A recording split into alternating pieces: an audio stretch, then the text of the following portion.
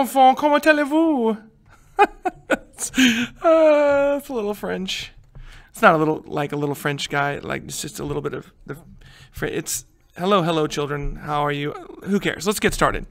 Today we're going to talk about the French, absolutism. Okay, so let's jump right into our essential question, 5.4. Why were the Bourbon monarchs successful in establishing absolutism when the English were not? Are you ready?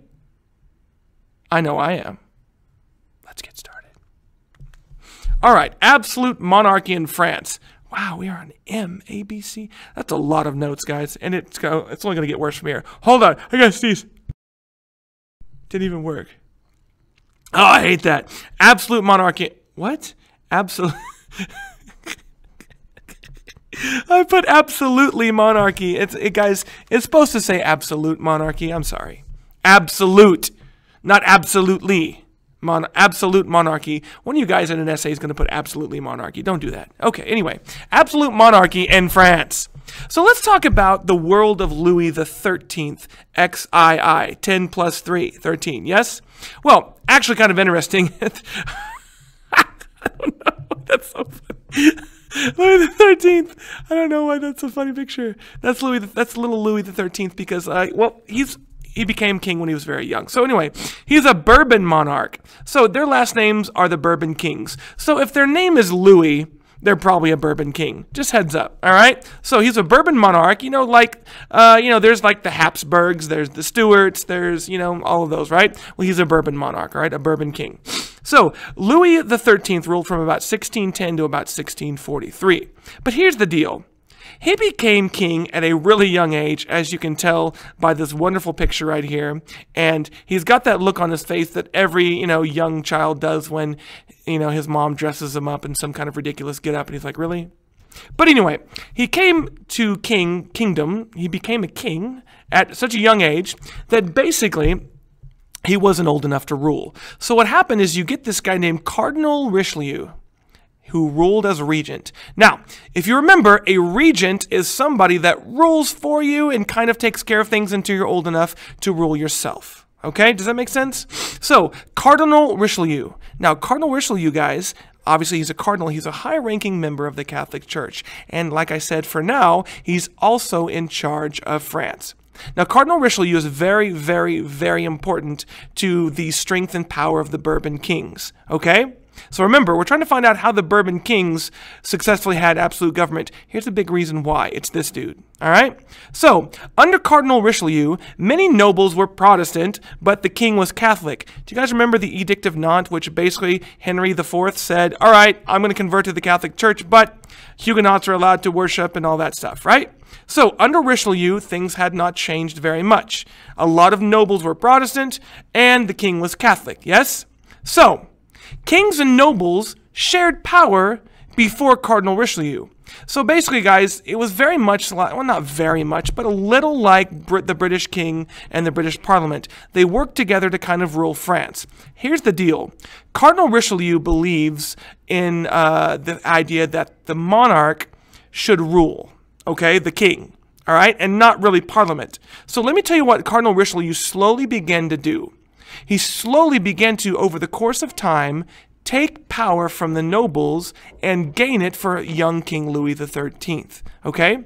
So, this is a big reason why, that King Louis the 13th is going to gain power. Okay? So, what did he do? Well, he took rights away from Protestants, all right? He didn't ban them from worshiping, but he did limit their ability to hold office and things like that in France. So Huguenots, once again, are being persecuted, but this time under Cardinal Richelieu, all right? Now here's another thing. If the cardinal ever found any kind of plots against the king or any kind of people that might rebel against the king, he used spies to execute anyone that was disloyal. So that's a pretty powerful move there, right? You've got the cardinal of the Catholic Church ahead of one of the cardinals of the Catholic Church in charge of France, and he's going around and sending spies and assassins to execute anybody that's disloyal to the king. All right? So what you're going to see is slowly young Louis XIII is going to become more powerful, although he's not doing it himself. When Cardinal Richelieu dies, he actually kind of brags, look what I've done. I've brought more power to the monarch of France. All right? So you need to remember Cardinal Richelieu, very, very powerful, important figure in absolute France. Okay? Pause if you need to. We're going to move on. All right, now let's get to Louis XIV. When historians talk about absolutism, there's a couple names they bring up, and Louis XIV is one of those names. The next person we'll talk about much later. But anyway, Louis XIV is the big one, okay? So here's a very young Louis XIV, and there's something creepy about his eyes. I don't like them looking at me. Anyway, yeah, just go away. All right, so he became king young as well. And just like Louis XIII had Cardinal Richelieu, he had Cardinal Mazarin, a different cardinal because Richelieu died, but a different cardinal who was regent. Now, Cardinal Mazarin continued this trend of centralizing power of the king. Now, here's what you need to know, guys. You need to know this word centralizing. Centralizing means taking all the powers that are kind of spread out through France among different nobles and centralizing them in one place or one person. In this case, giving the powers to the king. So Cardinal Mazarin continued to slowly take away the rights and the powers of nobles and to slowly persecute anybody that was not Catholic. Okay? So, here's the deal. This is Cardinal Mazarin. He looks a lot like Cardinal Richelieu, except he has a little bit longer hair and his beard and mustache aren't as pointy. All right, now, as you can imagine, the nobles of France are eventually going to get very sick of this idea that a cardinal of the church is slowly taking away their rights. And think about it, a lot of the nobles are Protestant. Okay? Because think about it, guys. If you're Protestant, it gives you autonomy. You can feel like you can reject what the king says because, hey, the king is Catholic and wrong. Yes? So then this rebellion happened called the Fronde. All right? The Fronde is a rebellion of the nobles who are sick of all this taking away of their rights and their privileges. Okay? It lasted from about 1649 to about 1652, so about 3 years. All right, now, the Fronde, here's a picture of, like, looks like nobles and, royal people shooting at each other. But anyway, it's a rebellion of nobles against all the centralizing policies. Remember, centralizing means taking powers away and giving them to one person like the king. All right, now, the rebellion is overall a failure. The king's men put it down, but this is very, very important. The Fronde is, because Louis XIV becomes king at the age of 23, and he realizes what will happen if he takes more power away from the nobles. All right? So, here you get the rule of Louis XIV. Now, it's actually, here's a very famous portrait of Louis XIV, but it's actually kind of interesting. When he became, at the age of 23, Cardinal Mazarin was already dead, and he basically tells all his counselors, like, hey, from now on, I am going to rule France. And he removes all nobility from his main royal councils, and he starts to re-choose his own people for his council. And you might think that would piss the nobles off, and it does at first. But you're going to see Louis XIV is very clever about how he takes power away from the nobles. All right? So, Louis assumed complete control of all French affairs, all right? So, no longer, guys, is he going to have nobles making huge important decisions without him. Instead, guys, he is going to make the decisions. Now, he's not going to fully ignore the nobles. As a matter of fact, before he usually makes important decisions, he usually consults them to make them feel like they're important. So look at that. Isn't that different than James I or Charles, any of the Stuart kings, who wanted to do their own thing and Parliament wanted to do their own thing, right? Here's Louis XIV saying, hey, I'm about to make an important decision. I want to ask you your opinion. And he would listen to their opinions and make them feel important, and then he would overall make his decision. So he did limit the power of nobles, but he also made them feel important by consulting them for advice. Do you see the little mind game he's playing there? Well, it's going to work. But that's not the only way he controls his nobles. All right? Now, here's what he said. All your nobles, I want you to know, you will have local power. So what that means is nobles will have local power over their own land, and the king is going to have power over the central government of France. It would be kind of like, the federal government in Washington, D.C., they have federal power, right? But every state has their own state power. Does that make sense? That's kind of what he said for nobles. He said, I rule France, I make the big French decisions, and you make decisions at the local level. Now, you might think, Well, wouldn't the nobles just do their own thing and say, screw the king, we don't care? They would, but here's the deal. Louis XIV is going to shower them with French money, bribes, if you would, so that they do his will. All right? So once again, do you see how he's controlling his nobles? He's saying, hey, I'm going to consult you and ask you for your opinion. I may not follow it. And he's going to say, hey, I want to make sure you guys are going to enforce my laws. Just to make sure you do, I'll give you guys money. He bribes them, and they love it. But that's not even the best part. All right? Pause if you need to. We're going to move on. All right, now, Versailles. I'm going to show you some pictures of Versailles here in a little bit. But here's the deal. Versailles was actually a hunting lodge originally built by Louis XIII. But when Louis XIV becomes king, he's going to make this hunting lodge the palace to end all palaces.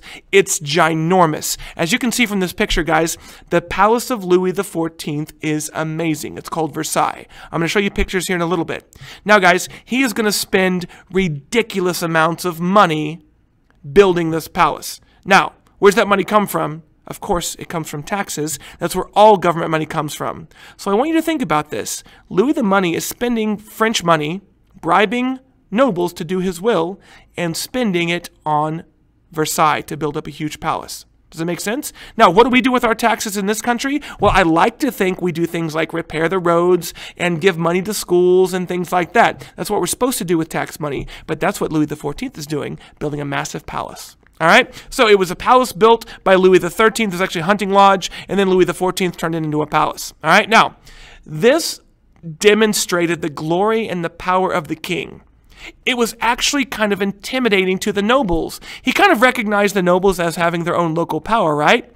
But at the same time, he built this palace which kind of flexed on the nobles, right? He's kind of like, oh, that's a nice little house you have there, my noble friend. I mean, it's not Versailles, but you know, it's nice. So another way he was able to kind of control his nobles was by building this palace. All right, now check this. Every once in a while, if you found yourself in the king's favor, the nobles could pay a fee and they could live at Versailles for a certain period of time and be around Louis and have access to talk to Louis. And if you were to do that as a noble, it would give you power and prestige. I'm going to show you guys pictures here in a second, and you can see it would be very wonderful if you were a noble to live in Versailles for a while, all right? So some nobles, guys, would pay a lot of money, and that was kind of like a sign of power. Nobles flexing on other nobles because they're like, hey, I'm going to go stay with Louis XIV for the next month. All right? So Louis is controlling his nobles, guys. Do you see this? Partly because he's building a palace and inviting them to come stay. Now, they have to pay a fee, but like I said, it is a very honorable thing. All right? Now, another way that Louis gained power in France and kind of secured absolutism is through his main church officials. One of them is a bishop of the church. His name is Jacques Basset. All right?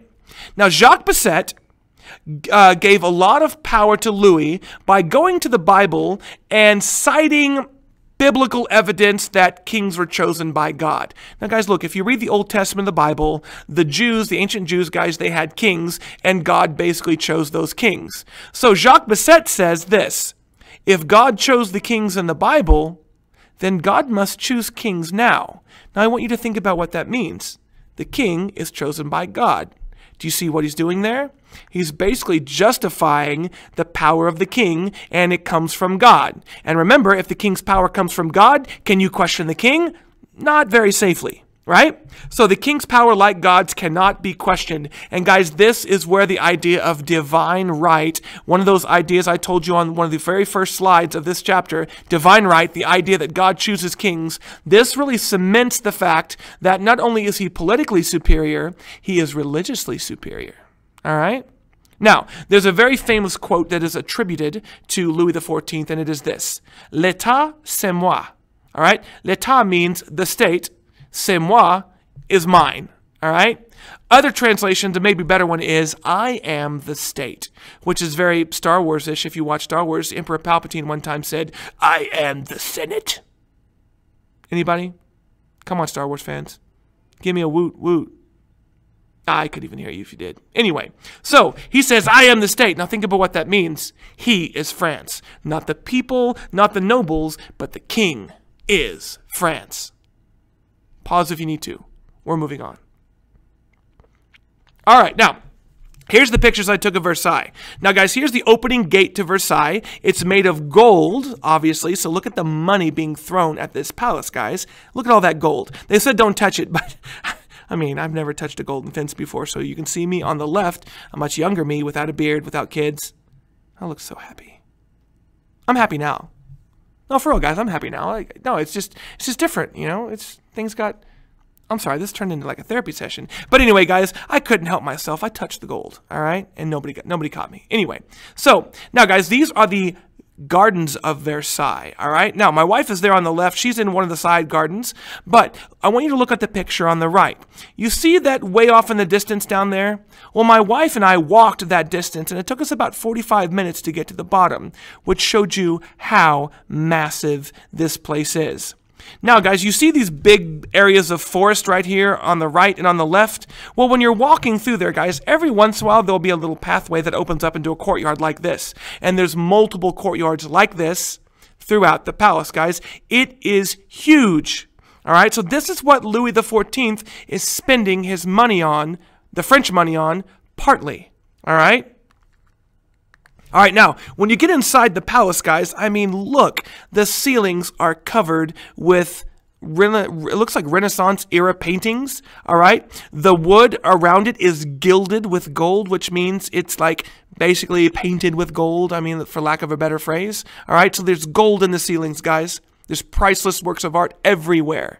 All right, guys, this is called the Hall of Mirrors. Once again, look at the ceilings. Look at the gold. Look at the golden statues, the crystal chandeliers. I mean, so much money was put into this palace, all right? All these rappers walk around talking like they're dripping, all right? Yeah, that's right, I said dripping. All right, but ain't nobody dripping, guys, like Louis XIV. I know what you're saying. Lon, please stop saying dripping. It's really uncomfortable. Anyway, all right, now, one more picture I want to show you guys. This is where the nobles would have stayed, this part of the palace. Now, once again, guys, look at the top.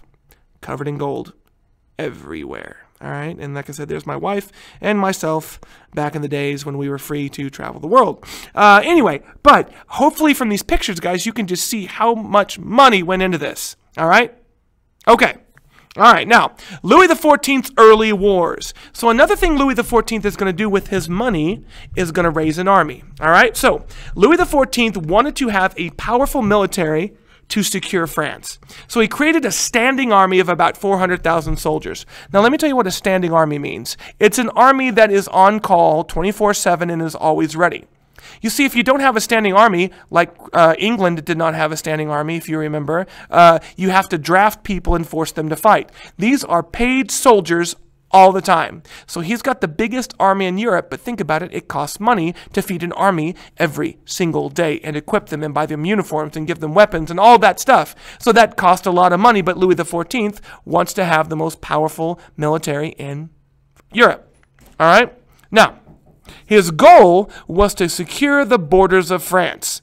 But here's the deal. Other Europeans were afraid that instead of securing the borders of France, he was just going to try to invade all of Europe.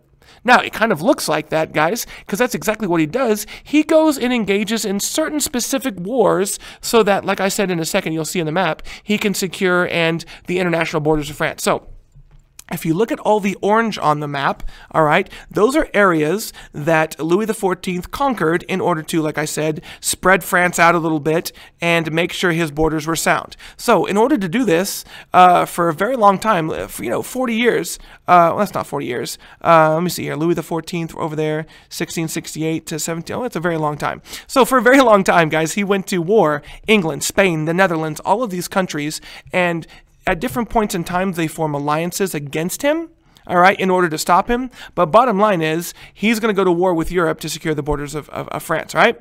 All right, now, here's the deal. Another thing is, he is going to change the religious policies of France. Now, do you remember how the Stuarts kind of tried to force the Common Prayer Book on Scotland and things like that? Didn't work out very well, did it? Well, Louis is going to kind of do the same thing, all right? Okay, so here's the deal. 90% of France is Catholic, all right? 90%. That means about 10% of France are not Catholic, Protestants and, other things, okay? So Louis XIV, very much like the Stuart Kings of England, wanted religious unity in France, all right? So what he starts doing is he starts like Cardinal Richelieu before him and Cardinal Mazarin, taking away the rights of Protestants. Now, one group he goes after in particular are called Jansenists. Now, do you really need to know what Jansenists are? Do we need to get down to the religion? Guys, I don't want to. I've already thrown so much religion at you, it's ridiculous, all right? So we're not going to get into it, but just understand they're a French religious group that are technically Catholic, but they have very Calvinist ideas. What I mean by they have Calvinist ideas is they lived really strict religious laws, and they don't believe in free will. They're kind of predestination-y. All right? But anyway, they're not Catholic, so basically Louis XIV starts a crackdown on a lot of Jansenists. All right? He puts troops in towns where there are a lot of Jansenists, and it's really, dangerous. It's a show of power. Then, guys, this. 1685, Louis XIV revoked the Edict of Nantes. Do you remember the Edict of Nantes, Henry IV, that basically said that the Catholic Church is going to be the main religion of France, but Protestants can exist? He revokes that, guys. He takes it back, and he says, from now on, Protestants are no longer allowed to exist. So he says, Huguenot in my country.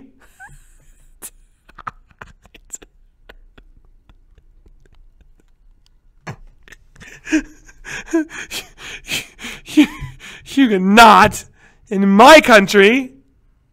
Guys, I hope you're laughing. That took me like 10 minutes to make. Anyway, guys, he took away their rights.